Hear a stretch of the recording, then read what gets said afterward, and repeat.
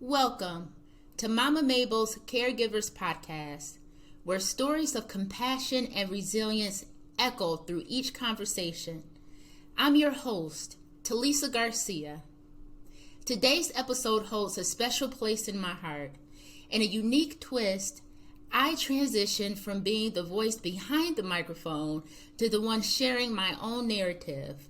My first therapist, the insightful Ms. Pshanda Pugh, MA, LPC, LCMHC, NCC, and life coach, graciously steps into the interviewer's role, guiding us through the intricate layers of my caregiving experience. Our journey together doesn't end there. As the tides turn, Ms. Pshanda Pugh shares her profound insights with me, returning to my familiar role as the interviewer. It's a dance of perspectives, an intimate exchange of roles that brings to light the multifaceted nature of caregiving. Join us for this intimate and enlightening conversation where the lines between caregiver and cared for blur, revealing the deep human connections at the heart of caregiving. Don't miss this exploration of empathy, resilience, and the power of helping others. Check it out.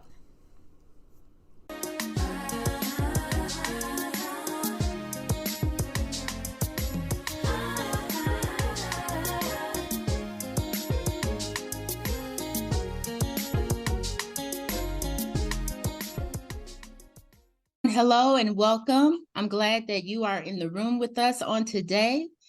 Today, I am speaking with Ms. Pshanda Pugh. She is a licensed therapist. Ms. Pshanda Pugh, please tell the social media family and podcast family your handles and how to find you. Good afternoon. My name is Pshanda Pugh. I'm a licensed professional counselor. I'm nationally certified, and I'm licensed to practice in both North and South Carolina. You can find me on Facebook and on Instagram under Life Transitions Wellness Center. My email address will be ppughlifetransitions@yahoo.com. My website for the office is www.lifetransitionswc.com. Awesome.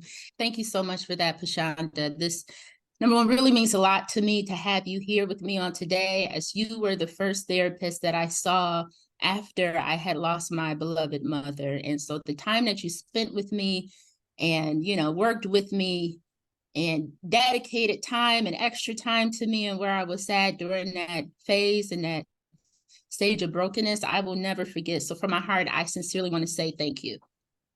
Thank you. Okay, so let's go. Let's just dive right on in.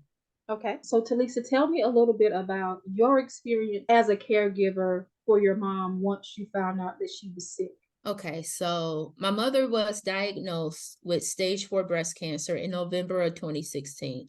Mm-hmm. She went in just because she had a blood clot in her lung. This would happen to her often, which started back in 2007. But this time the doctor said, well, let's run some tests to see what's going on. Mm-hmm. So they ran some tests and they found out that she had breast cancer. Mm-hmm. And when this was discovered, my mother called me and she told me, she said, Lisa, I have been diagnosed with breast cancer. I began to cry right away. Mm-hmm. And my mom said, Lisa, she said, stop. She says, don't cry. I need you to be strong.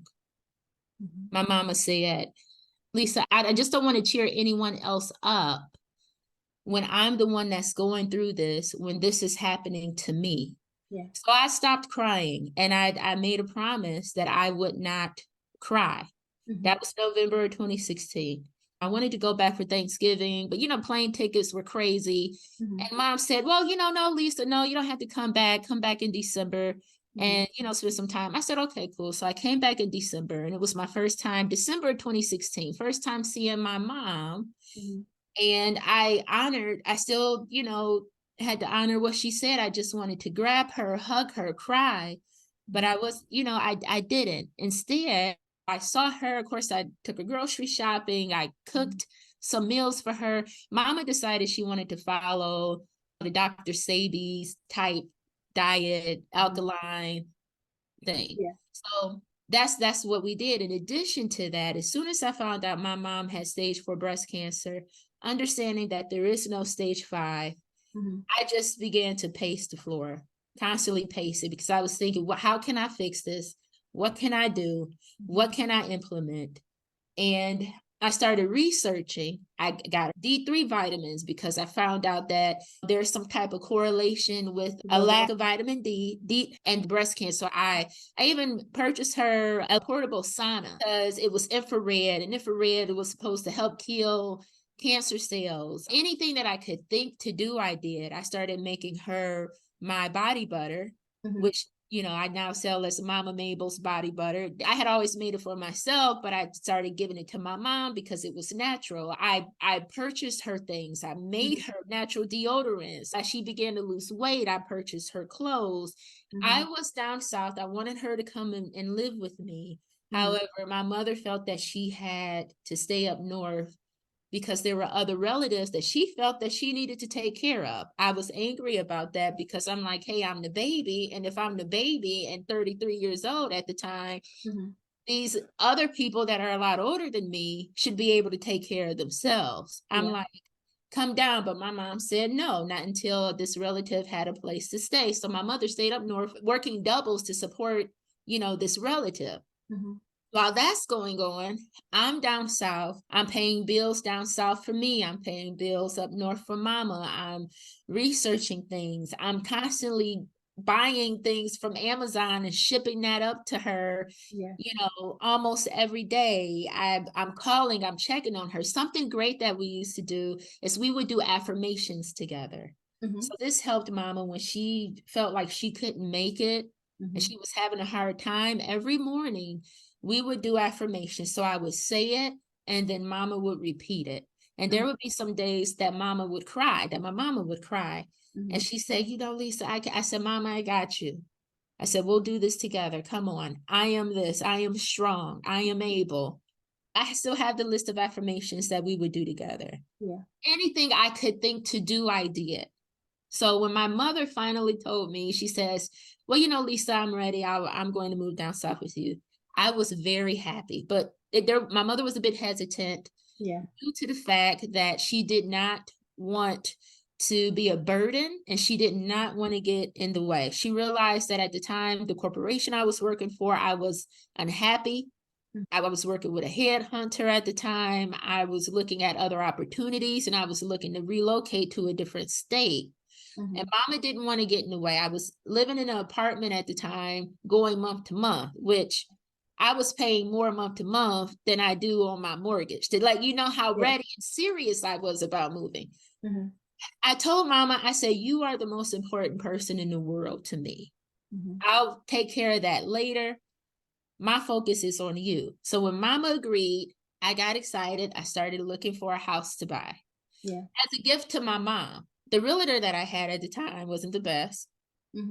Say that for another day. The realtor told me, she said, well, Talisa, I feel like you're being picky and you want everything to be perfect. The realtor said, Talisa, you're being, very picky. You should just do new construction if you want everything to be perfect. I looked at her with a blank look on my face because I was thinking, and I said, you're right.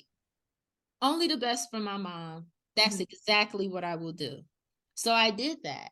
And I let her customize it. Everything was what she chose because this was my gift to her. I moved my mother down in May of 2017. It was over the Memorial weekend. And when I went to see her, I was really hurt. I was hurt and I was angry because every day I would call my mom. We would talk multiple times a day, which we had been doing since I left for college. And I had not lived in the same state with my mom for like 17 years because straight out of college, I started working for my first corporation and then being relocated to this state, to that state, doing this, doing that. I was always gone. I went to go see my mom and she walked as if she had a really bad case of osteoporosis. She was slumped over. She was in a lot of pain. And I was upset because I'm just like, why didn't anyone tell me? For the people who saw her, who dealt with her, who knew me, How come no one thought enough of my mother and me to give me a phone call? That's number one. Number two, because my mother was such a huge, I'm a giver. People who knows me knows that I am a giver, but my mother was like me, but on steroids with it. Okay. So, which I'm not like that, but I'm a huge giver.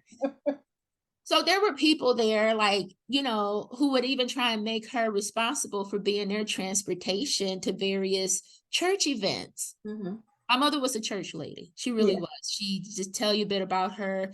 Mama, her name was Mable. Mama Mable. All she did was she worked, she went to church, and she tended to her girls. That was it. She didn't smoke, drink, curse. She didn't party. I would play music from the 70s from her, some of my favorite songs. And I wasn't even born in the 70s. And Mama wouldn't know what it was, the music. But if I turned on some gospel music, it didn't matter like what era, Mama knew it. She rocked with it. That was her thing. She was a great lady, just very loving, very kind. But when you are a giver, you have to have boundaries because takers don't have boundaries. So seeing her in that state, I was upset. I was also upset that her place was a mess. She told me she was packed and ready to go. Her place was a mess. I was upset, especially being that she had a relative, a blood relative that was living with her. The main purpose of her being where she was to take care of them. I looked at it from the standpoint of what have you done to take care of my mother? And I was upset about that. I asked my mom, I said, why didn't you tell me? Why didn't you talk to me? And Mama told me, she said, Lisa, you just do so much. That's what she said. I'm not a parent. I do not, as of today, and it has been over 6 years later, I still don't know what that means. But I said, okay, I began to help pack the car, and I would go outside, and I just bawled my eyes out. I cried because I'm having to accept how my mom is physically, accept some of the things that she was going through that was never communicated to me, and upset with just various people across the board that knew the condition my mother was in, but still tried to use her for things, and no one reaching out to me. So Mama came down, and I did everything for her. I loved her, and I did it with a smile on my face, although it was hard because I was watching my mother. I was slowly watching my mother die, and it was happening pretty fast. Everything I cooked for her was from scratch. Anything she wanted, I gave her the best. On Fridays, we would do, because she wanted to do the Dr. Sabi's things, but on Fridays, she would have whatever she wanted. But even the things that she wanted, I gave her the best. She said she wanted a cheese pizza. I went to one of the places that makes the best cheese pizza that they had. Mama needed saltine crackers. I went to the store and got the most expensive type of pumpkin, some kind of crackers with, you know, poppy seeds and flex seeds and everything I did. When Mama wanted toast with butter on it, I put, you know, the butter on it, and I would sprinkle like special seeds. She took pictures of it. She just kind of cut her eye at me, and she'd be like, girl, she would say, girl, you and this foo-foo. That was her way of saying snooty food. And it was, I really wasn't being snooty, I promise you. I was just trying to make sure that everything I did was done in excellence because I loved her so much. When the time came, I also got CNAs. I had CNAs and I had nurses there. It was hard watching her, like I said, health go down. She would wake up in the middle of the night screaming in pain. I would have to try and find her medication. She wouldn't put her medication in a specific place. So imagine you finally close your eyes, your mother's screaming, you jump up and you're looking for medicine. Where is it? She's like, hurry up, and I'm trying to find it. And she's getting upset with me but I don't know where it is because she didn't tell me where it was. She had put it, she doesn't remember where it was. So, I mean, it was difficult. It was difficult being that I couldn't cry in front of her. So I cried in the shower. I cried when I walked my dog. I cried when on my way to work. I cried in between going to different accounts because I was an account manager. I cried so much, but just never in front of her. So that was it. I didn't have any help. I was alone. I didn't have, alone from the standpoint of this. I was 33, 34 at the time. I was the first one. I am the first one out of my friends to lose a parent. I am the first one out of my friends and etc. loved ones to become a caregiver. That was a caregiver for my mom. I didn't have anyone to pull from. And the people who had experience that was older than me, they didn't reach out. Yeah. They didn't check on me. They didn't, none of those things. And of course, I went through things with relatives. I thought certain relatives were good in just a certain way, but also ran into some family drama, learned about jealousy, learned about that they had from my mother and from me. It was a lot. It's all I wish I had at the time was someone who could have spoken wisdom to me, because I wasn't at a place where I could read a book. I love to read. But my mindset, everything was happening so fast, and I am the kind of person who does her best to stay in front of the ball. Everything was happening so fast. There was no way for me to really prepare for it. There wasn't a book for me to read fast enough to try to incorporate some best practices. There wasn't anyone who was talking to me who had experienced it, that was older, that was able to share some wisdom. I didn't know that at that time I should have been in counseling. Counseling came after I lost my mother. So that's where I was, and that's some of the things that I did for my mom. Well, it's been my experience when we are overachievers, such as you are. You've had a lot of experience. You've been a lot of places. We tend to go to what we know, which is to try to be the fixer. Yeah, and that's what I was. Yeah. And it becomes a really hard thing sometimes when we have to face a situation where we can't fix it. And you hit the nail right on the head, because didn't know that I would cry like this. But what I would tell you is, until that point in my life, I had always been able to fix it. Whatever. I had always been able to take an alternative path, go around the situation, come up with a different idea. And I would think and I would think and I would think until I was actually able to come up with something. But I could not fix this.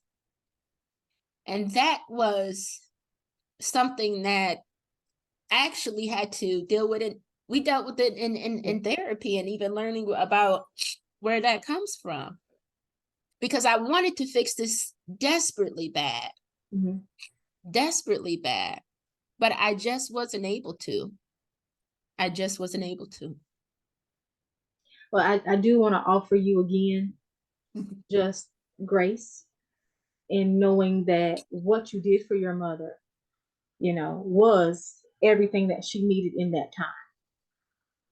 Thank you. Because, the reality is we weren't supposed to be able to fix it. It's a hard pill to swallow, but it's just the reality of the situation. With you saying that you were alone, what do you think we need to be doing for people who are we around, who are in our circle, who we come across, who are caregivers? What kind of assistance should we be offering? And that's a great question, and that's why I have created it, because I'm on the other side of all of this. Being a caregiver, of going through the life lessons that I went through, even with the relatives that I had, I have forgiven everyone. And forgiveness is also something that's deep. We may need to hit on that one day, because it's a whole different level of forgiveness when you have to forgive people who have already transitioned. Because you don't get a chance to have that conversation. You're not able to reconcile in any way. And when people have done you wrong, and they know they've done you wrong, and then they leave this earth with that wrong, and you're still here, it's how do you really forgive and move forward? But I went through that stage as well, and I've made it over. I'm grateful for all of that. What I have done on a smaller scale, anytime I see people, I'm pretty free-spirited, off of the clock. Whenever I meet people, even strangers, they tell me their stories, and I share with them what I can about what I have learned. As that time has passed, I have had friends who's lost their parents or ones that have taken on becoming a caregiver. I shared my experiences with them because what I come to learn, Pshanda, is that it's not about me. That happened to us is not just about the specific person. And the reason for that is because we're all connected. Yeah. We're all connected. So with this happening to me and being the kind of person that I am, I've always been that kind of person who loves to share. If I have something great, I will share. It could be a cookie, which I've just done this. Called, somebody was on the phone with me, having a good conversation. They called to check on me. And next thing I know, I'm chewing on this cookie and I'm like, oh, this is so good. What's your address? I'm sending you this. Like, I'm that person. At the same time, whenever I learn something, I'm also that person who loves to share it. And the reason why I help others is because what I went through was hard. And there are people who don't make it through the things that I experienced and that I have been through. And so how do I take that knowledge and that information that I have and share it with others and create a safe space for them to share how they feel and also to learn? Where I was at the time, and I love to read, but everything was happening so fast. Yeah. I was not able to pick up a book and read it. That's not where I was mentally. Yes. However, if there had been a resource like a podcast to give me some things to think about, I would have been able to incorporate those things. So me speaking on my experience and me creating a platform for others to share their experience as well as best practices, I believe will help others. And that's what it's truly about. I think it's a wonderful thing that you said, to realize that, a lot of times the experiences that we have is just not a solitary situation. It's not always for us. It's sometimes for us to be able to help the next person that comes along. So with that being said, what do you want to achieve with your podcast? How do you want to help everyone? That's a really good question, Pshanda. And by the way, podcast family, none of these questions have been written down or rehearsed. This is just all 100% real, 100% real. So what my goal is and what my desire is to, again, just to create a space for people so that they are able to share and also to learn from each other. My mother had breast cancer, that just boom, pretty much out of nowhere. But there are other people who are caregivers for their loved ones who are working through different diseases. What is your experience like? What have you found that helped you? What is it that you can share that can help somebody else along their journey? I've experienced it. My mother has transitioned. I am a believer. And so I know that she's, in my heart of hearts, I believe that she's on the other side, smiling down from heaven. That portion of me being a caregiver with her has been completed. But now that I have all of this information, what am I supposed to do with it? Do I hold on to it and say, oh, well, I went through it, let someone else figure it out. They had to go through it too. I'm not that kind of a person. I'm the person that says, you know what, I went through this. This is what I found to be hard. This is what helped me. And I will keep you in my prayers. If there's any kind of information that I could give you. Now, I'm not the friend of the person to hit up for $20 or more.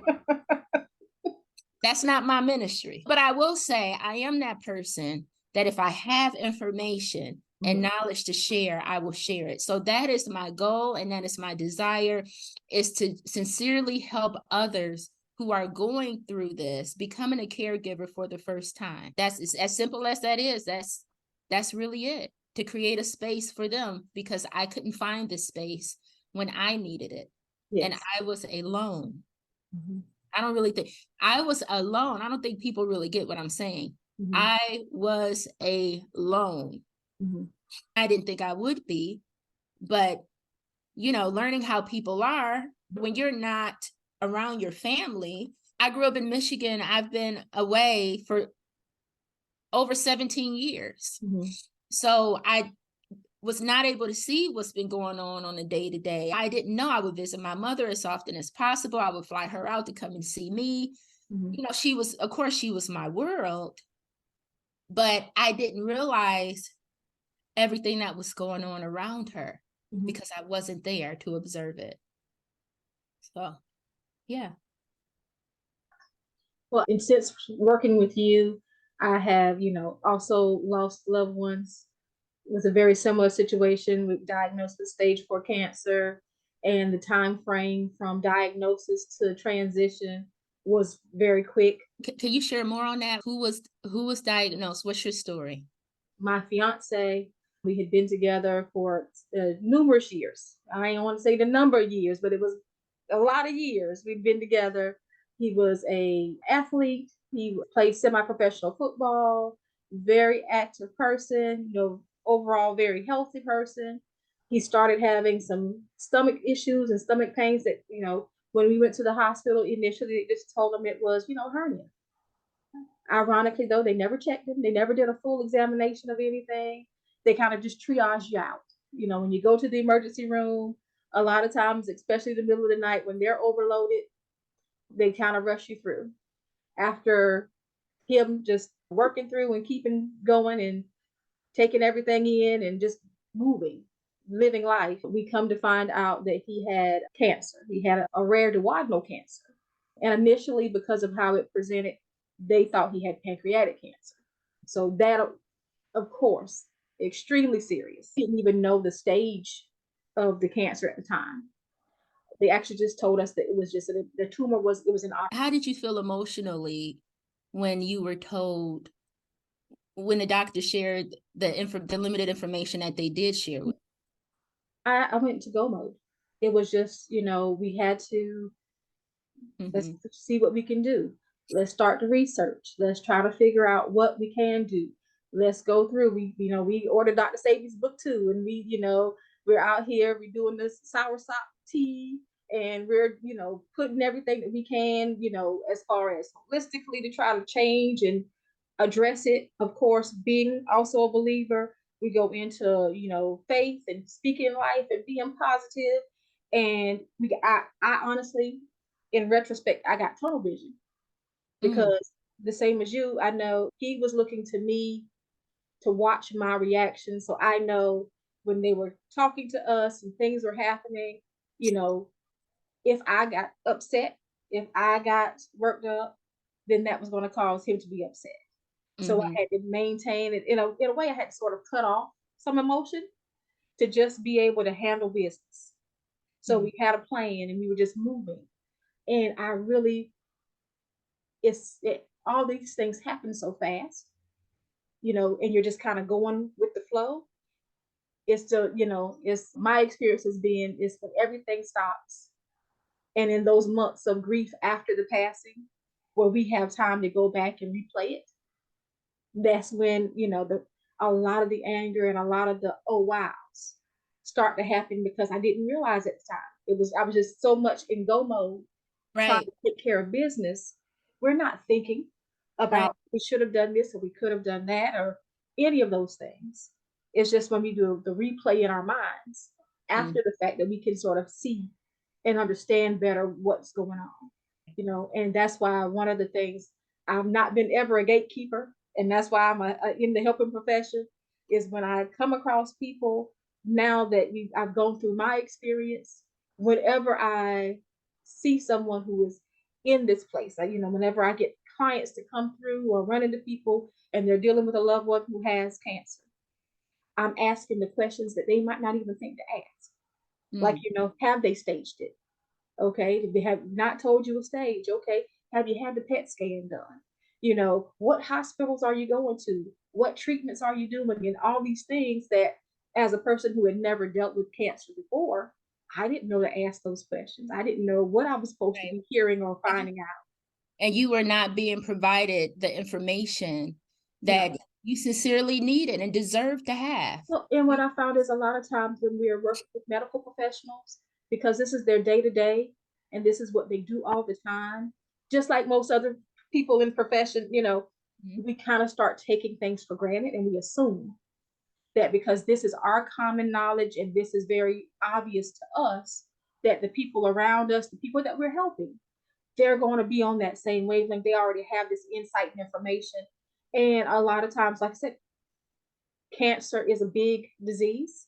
It's very prevalent. And we don't always get that individualized attention because they're working. They're just trying to help everybody. Yeah. And if you don't know to ask the question, a lot of times they don't want to, they don't present information because they just assume that you know. But it shouldn't be that way. No. Well, it should not be that way at all, but it is. Yeah. And in a lot of spaces, the doctors don't want to upset the patients. They don't want to cause any extra drama and, to deal with all those things. So they try to kind of easy step around situations and circumstances too. I don't think it's out of malice or intent. It's just that they're in just work mode. And they're not thinking about, well, you know what, I need to say all of this information because they don't want to overload you. We don't know how different people are going to respond to bad news, and they don't want to be in those difficult situations. So, but isn't that a part of the job? As physicians, the body and dealing with the actual body itself is one thing. Sometimes you have people who are very well skilled and trained at how to have a bedside manner. We've all got really great doctors who don't have a great bedside manner. They have a skill and they operate in that skill, and that's where it is. But yeah, he was diagnosed in October of 2019. Oh, wow. With cancer, and he transitioned April 16th of 20, just about 6 time frame, and watching the day to day because I was there with him daily.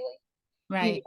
And even now, when I go back and I look at pictures and I look at stuff, I surprise myself because I didn't realize. Because when you're with somebody every day, you see them changing, you see the different things happening, and some of the stuff is drastic and you realize, but it's not as inherent, it's not as shock as obvious. Right. Because you're watching the transition happen. Other people who don't have that experience of seeing them regularly, those, they get the bigger shock because they weren't aware. So I look back on pictures now and I'm like, oh wow.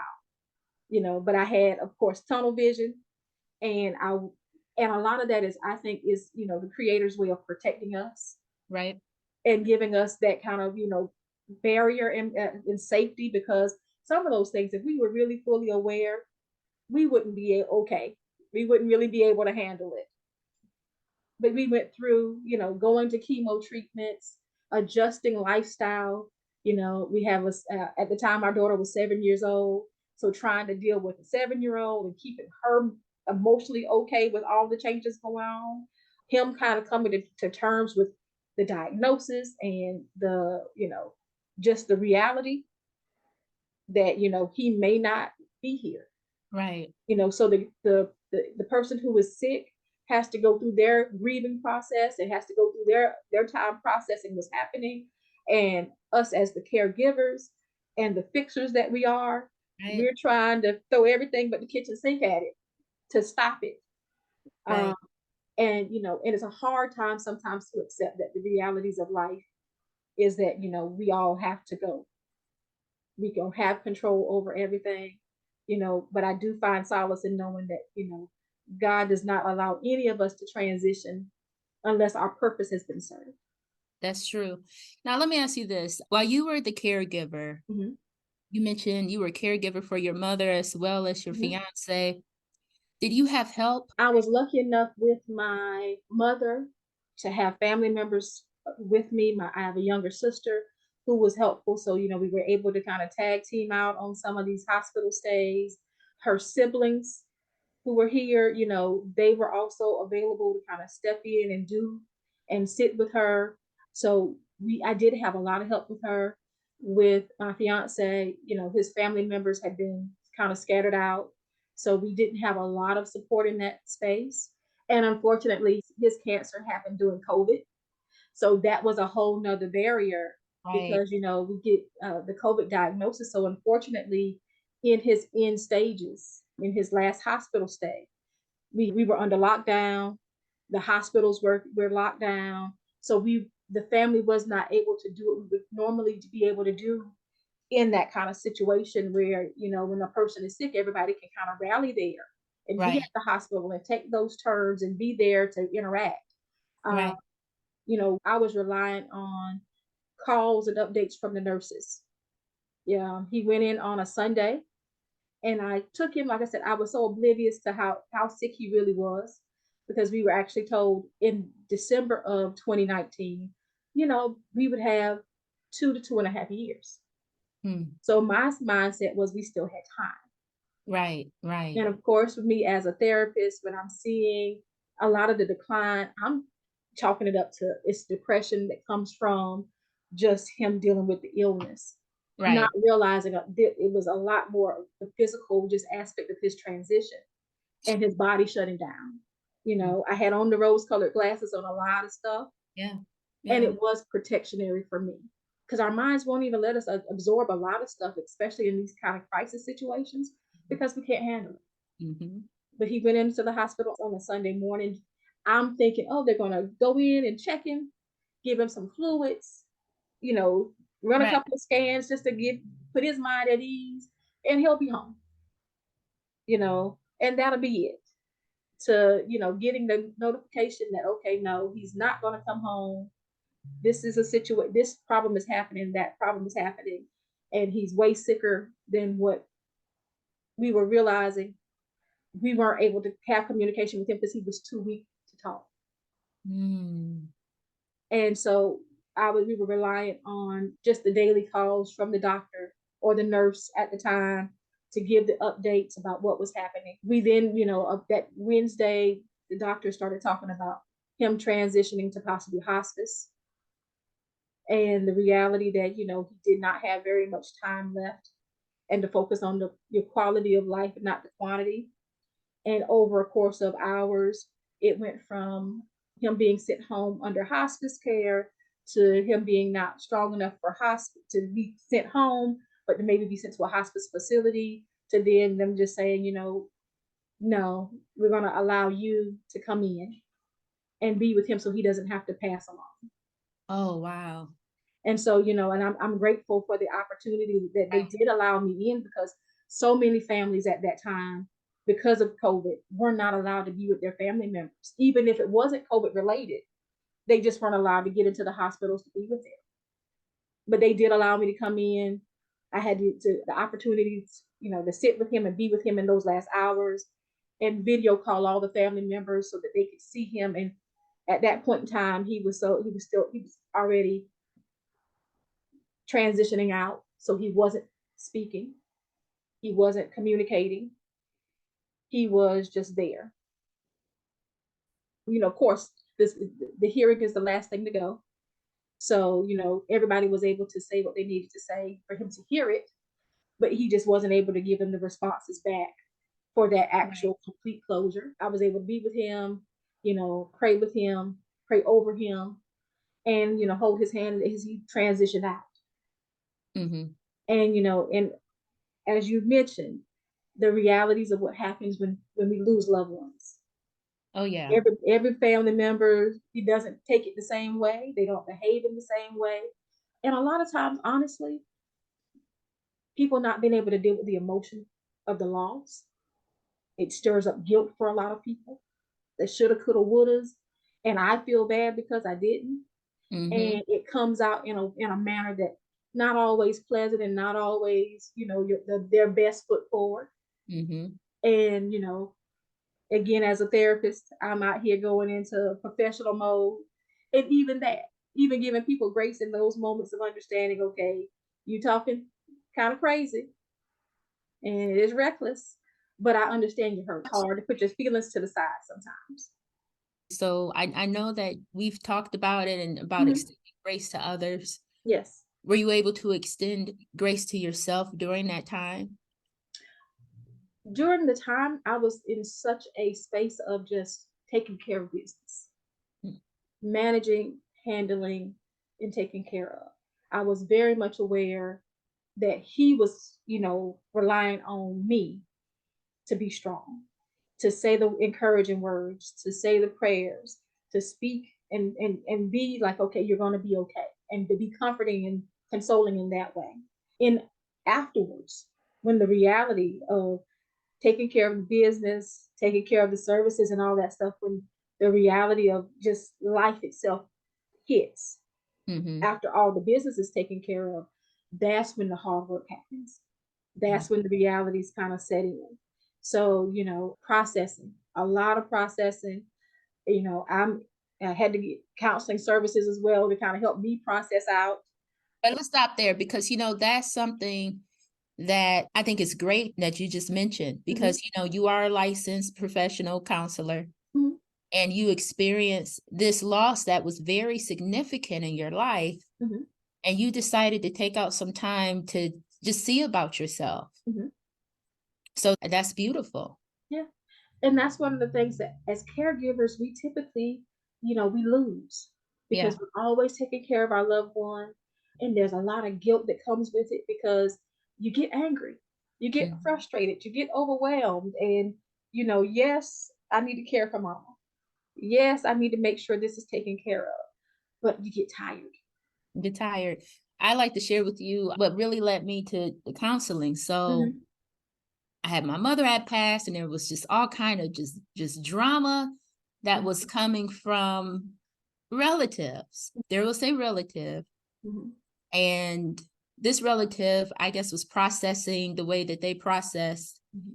I remember flying up north because they had stated how they never had a vegan meal. This is where I was at mentally. I got off the plane, grabbed the rental car, went to the grocery store, purchased this food from the grocery store, came over to this relative's house and cooked for them. Cleaned for them, cooked for them. And this relative also took out. And my friend said to me, Lisa, what are you doing? Why did you do those things? But my mind was still on the go because I was still like very much used to taking care of my mama and waiting on her hand and foot. But within that, here was this person that was older than my mother, a relative that had experienced what it was to lose a mother and father, but there was no love and kindness there for me. I was taking care of them. And then on top of that, then started the conversations. One of the conversations had, and mind you, my mom had not been gone for even 7 days yet. I was up north, and this relative said, oh, well, yeah, your mother said, you're always really busy and doing things, and you need someone to cover you and just someone to talk to. So, I'll be there for you. 10 minutes later, that the conversation changes, and she says, your mother said it was beautiful down there where you are. She said that the sun was always shining and the clouds looked like they were organic. I'm just going to move down there into the house. And, it's time for me to live. It's time for my new beginning because I didn't live life and I got to live and I got to have a new beginning. And she went, this person, this relative went on and on. And I told them, and I said, with all due respect, I am not in a place, we talked about this. I said, I'm not in a place mentally to hear anyone discuss their new beginning and moving into the house that I had built for my mother as a gift, when my mother hasn't even been gone for 7 days yet. I said, please. However, there was no respect there for me. And that conversation, it kept going the whole weekend. I decided not to stay with this person anymore. I stayed with another relative, and they began to just text me all of, oh, well, I'm going to check and probably in my lease and come in. And mind you, I never even invited this person. How are you just going to move into, my house without receiving an invitation? Crazy. And it was when I was in the airport and I was about to fly back down south, I received another text. And if you know me, you know that I keep receipts. So easily could verify this. And when I received the text and this person was still going on, I was in the airport and I literally just started shaking uncontrollably. My arms were shaking, my legs were shaking, I was shaking. I wasn't, not that I was upset, I didn't know what I was feeling. I felt like I literally felt like I was about to lose my mind, that I was about to break down because there was just so much going on. And I just said, I have to go. I have to go to counseling. And that's how I found Miss Pshanda Pugh here.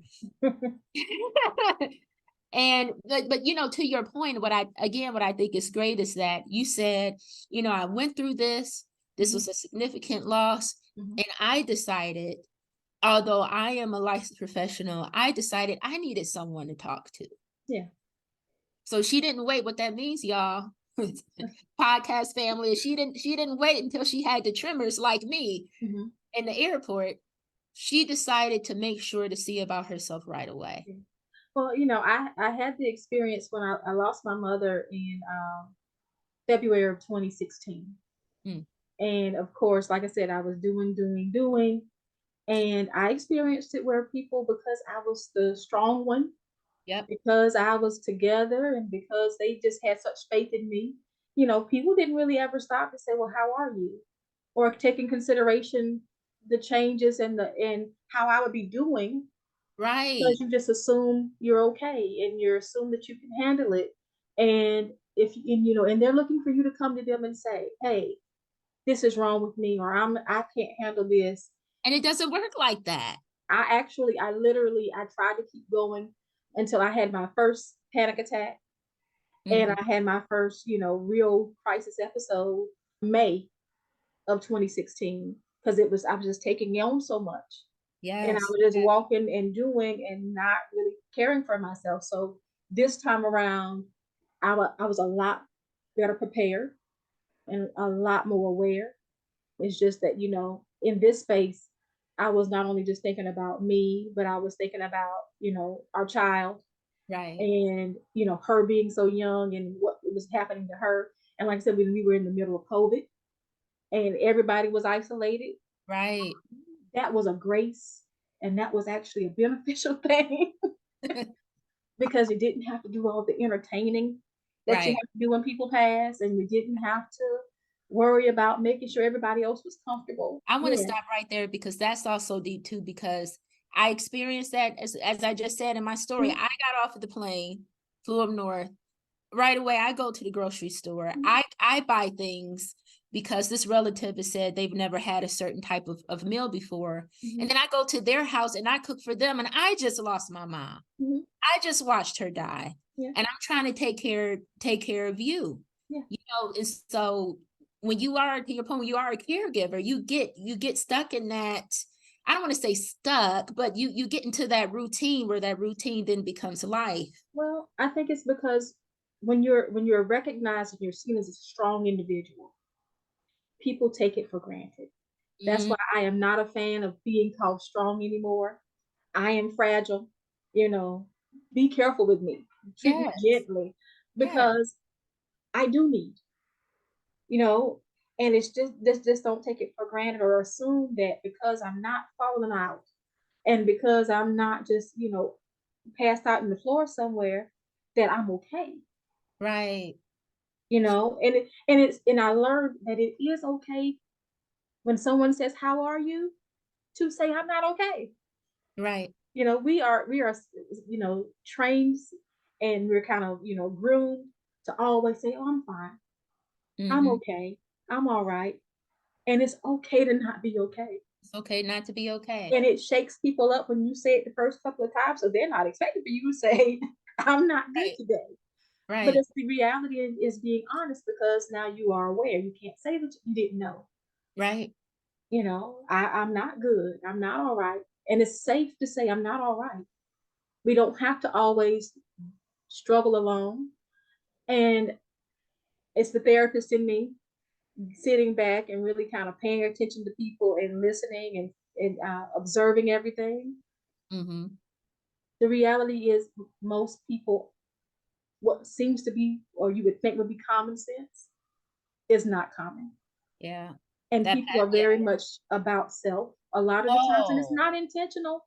They just automatically, if the relationship that they had was a certain way, they're focused on how that relationship was with them. They're not thinking about how it's hurting somebody else or how you're feeling. because we're all very self-centered people, and we do focus on how we feel and how it's impacting us. Right. It's sad.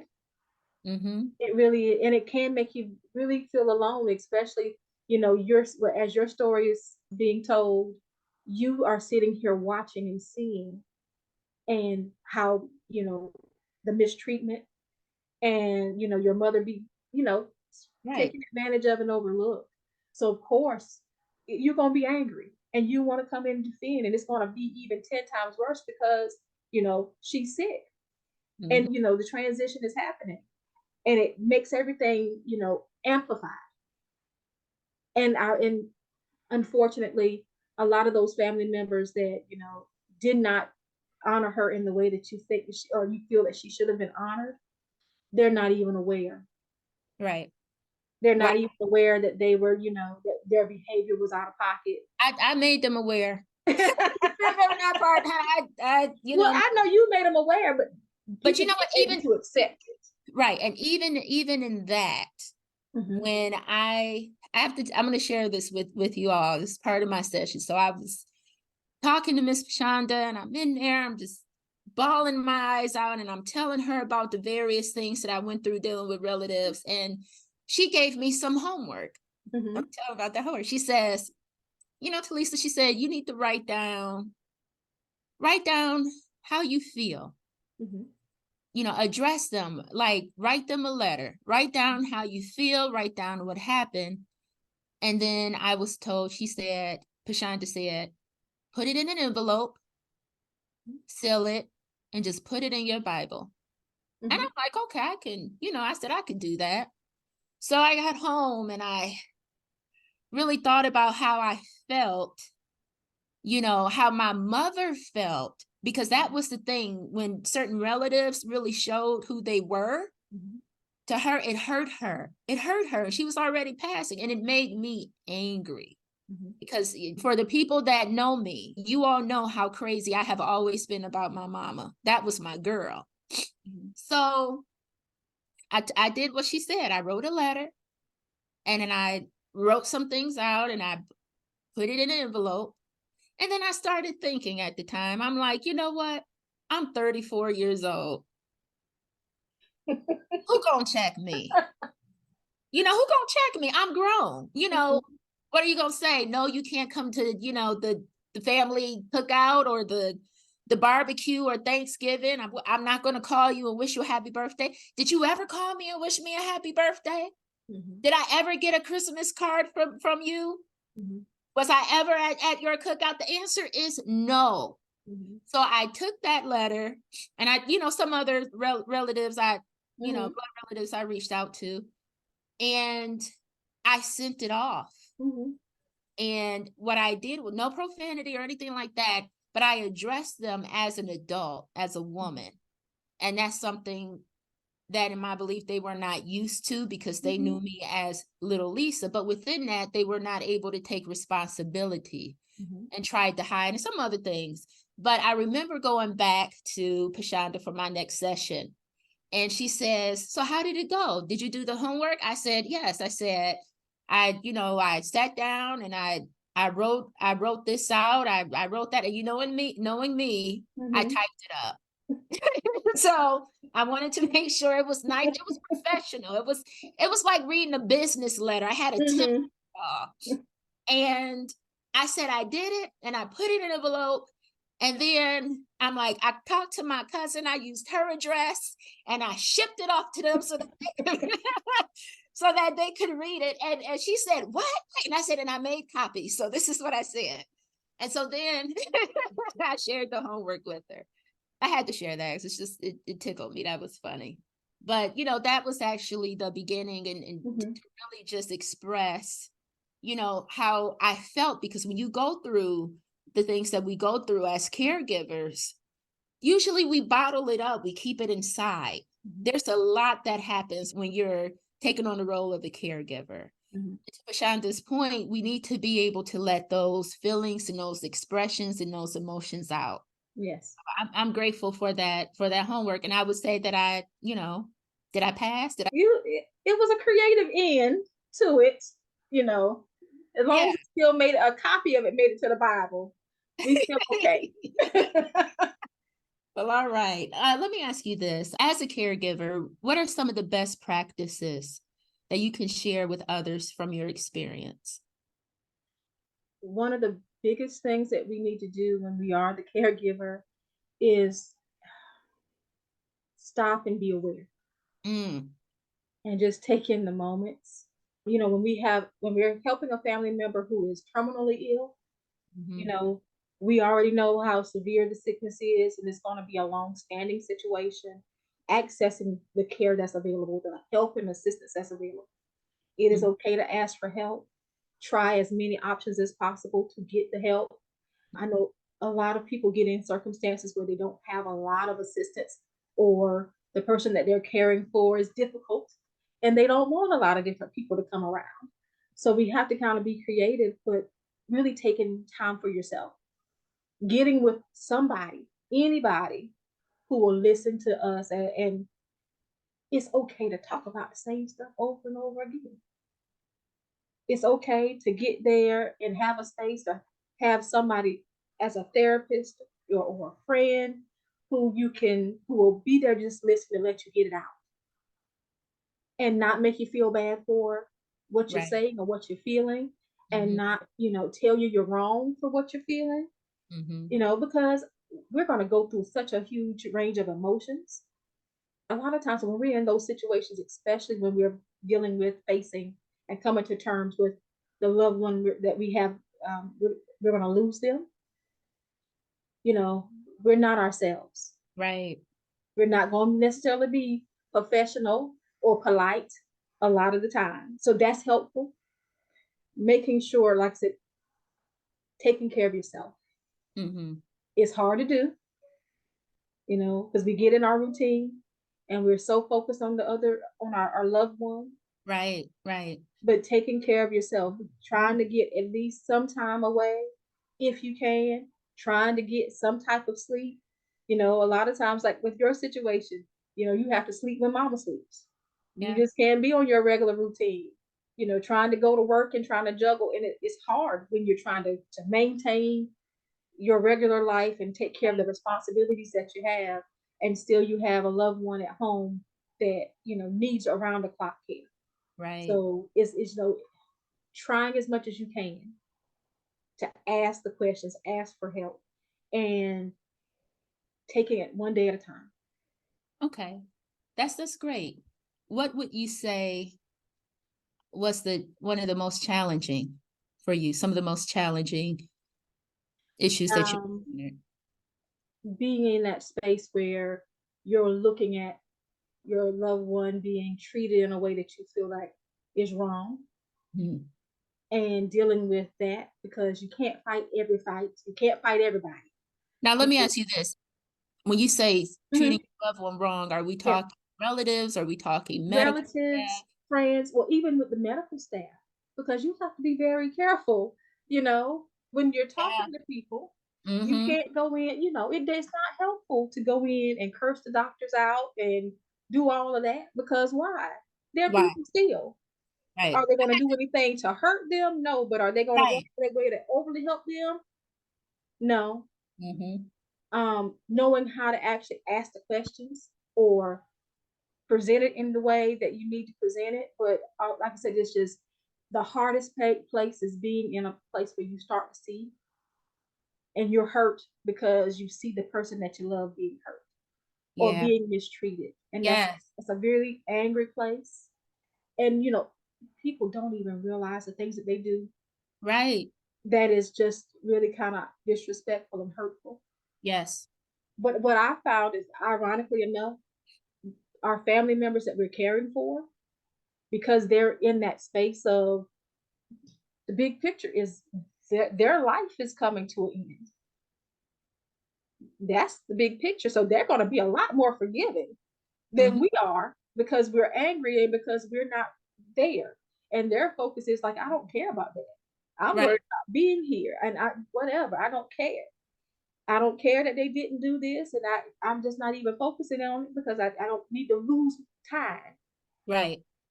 there. Mm-hmm. And so for us being the people and, you know, us being the people left behind. You know, you will always have that vision and that, you know, experience of your mother's transition. You will always have that last day, you know, so you saw her, you were that Right. last person. So Yeah. we carry those things, and those are hard things. And what I learned is we have to find the beauty Yeah, the in beauty in it. pain. And Oh, I'll say this to just chime in quickly. You know, how I look at it is my mother watched me take my first breath, mm-hmm, and I was blessed enough mm-hmm, to watch her take her last breath. And prior to her taking her last breath, I was able to tell her how much I loved her and thank her for everything that she did. yeah. And that's something to me that's worth more than gold. Oh, It's worth yeah. more than the $1 billion. Yeah.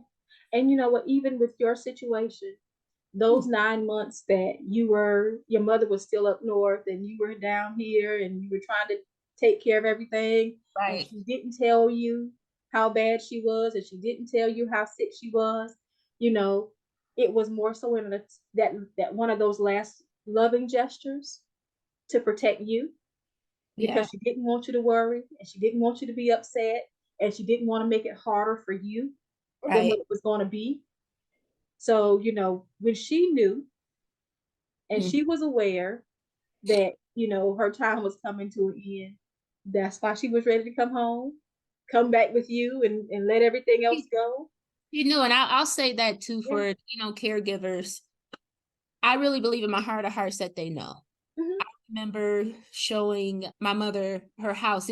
She passed before it was finished, but Mm-hmm. she did get a chance to see it. I took her to it, and I took her to the neighborhood, and I, you know, took her around, and I took her to our river, and I, Mm-hmm. you know, our dock, and I started explaining the reasons why.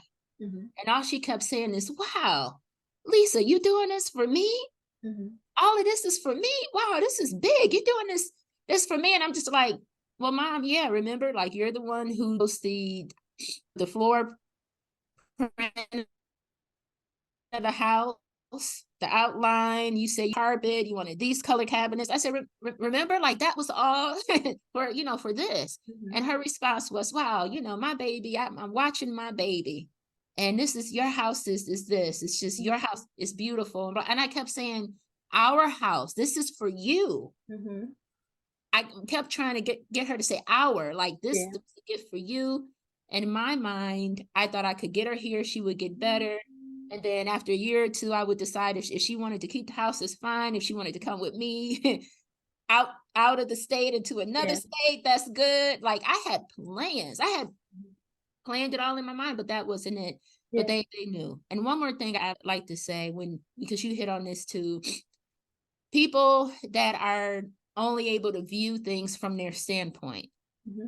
I've learned this, when you can't see past yourself, Mm-hmm. when the only person that you see is yourself and it's your experience, you end up hurting others that are around you. Yeah. And it's unfortunate Yeah. being aware, being cognizant of what's happening. Right. A lot of people don't. They don't take time to reflect. They Right. don't take time to really sit back and take themselves out and say, okay, well, what was that person's point of view, or what their relationship was? Because a lot of folks just don't think that way. And They it's don't. unfortunate, but you know, that's where, when you talked about forgiveness, forgiving people who aren't here, forgiving people, even if they are here, Yeah. because it's about freeing yourself. It's about understanding. That's it. It's about the understanding and you finding peace for yourself. Because, you know, being angry helps. Mm-hmm. Being angry is okay. Being angry, you know, gets us through a lot of tough situations, Mm-hmm. but it has its place, That's right. you know, but we can't stay in that spot forever, because sometimes when you really sit back and you look at it, it don't always end well. And it Right. don't, and you know, and being a person of faith and knowing, you know, how God moves and how God works, you know, your mother's doing her deeds and in her heart. And none of that stuff is, you know, how they treated her is not going to go, you know, in vain. It Right. comes back around, Yeah. you You're know. absolutely right. You're absolutely right. But she, you know, like I said, hearing about her and the stories that you were able to tell me about her as you went through your sessions and processed everything, I could tell she was a beautiful person and that she had a beautiful spirit, and she transitioned and passed on a lot of that stuff to you. And that's one of the things that you have to hold on to, is like the reality of who they were. Right. The greatness of who they were, just as Yep. parents, as people. So it was new to you. It wasn't new to her. She was already aware how those people were. She just didn't. She was okay. She knew how to handle it. Yep. She did. Mm-hmm. And that's awesome. Well, Miss Pshanda Pugh, I thank you for your time on today and for this open-hearted, transparent discussion. Thank you for sharing your experiences with us. Thank you for also taking out the time to interview me on my experience. And podcast family, again, I'm going to have Pshanda Pugh give her handles, and I will also make sure to link them at the bottom of this video. So if you would like to reach out to her and talk with her, make an appointment with her, you'll be able to do that. Again, Facebook, Instagram is Life Transitions Wellness Center. My website is www.lifetransitionswc.com. And you can also reach by phone. My office number is 843-212-2059. So I'm able to service anyone in the state of North or South Carolina at this time. Other states coming soon. But yep, for right other states now, coming North soon. or South. Yes. Yes. So even if you are in another state, still feel free to reach out, because if she gets a high number, I'm sure that she'll also acquire extend the licensures. Right. Yes. Extend the licensures out. But even, and I will be putting out information, we're going to have, thanks to Miss Talisa and her urgings, my own YouTube channel. And so that is going to be also Life Transitions.